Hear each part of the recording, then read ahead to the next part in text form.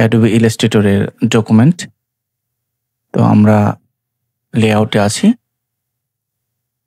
Command অথবা control N চেপে আমরা নতুন ডকুমেন্ট ওপেন করলাম, অথবা অপশন থেকে ফাইলে থেকে যে নিউতে ক্রিয়েট করে আমরা নিউ ডকুমেন্ট নিয়ে আসলাম। সেখানে রিসেন্ট, শেয়ার, মোবাইল, ওয়েব এবং অন্যান্য ডিফল্ট কিছু ডকুমেন্ট দেওয়া আছে।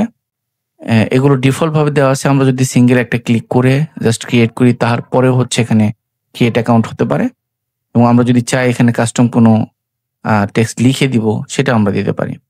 তো এখানে দেখতে পাচ্ছেন যে এখানে ডকুমেন্টসের নেম, তারপর হচ্ছে ফাইলে যে ইঞ্চি বা কোন পিক্সেল পারফেক্ট কোনটাতে হবে সেগুলো আমরা অ্যাড করতে পারি।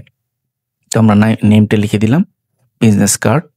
সো এখানে আমরা সাইজটা দিয়ে দিব 3.5 ইঞ্চি, দিস ইজ 2 ইঞ্চি।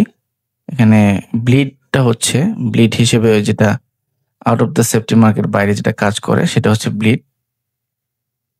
আমরা এখানে সিএমওয়াই কার্ড জিবি দুইটা দিতে পারি, যেহেতু এটা প্রিন্টের জন্য আমরা কাজটা করতে চাচ্ছি, সেক্ষেত্রে আমরা সিএমওয়াই কে ইউজ করব, এবং রেজুলেশন 300 dpi ইজ এনাফ, এটা গুড।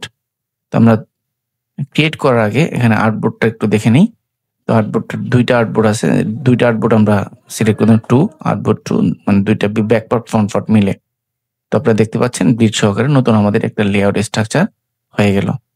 এভাবে করে আপনি নতুন একটি ডকুমেন্টস ওপেন করতে পারবেন। এখন আমরা এই আর্টবোর্ডের মধ্যে কাজ করতে পারবো।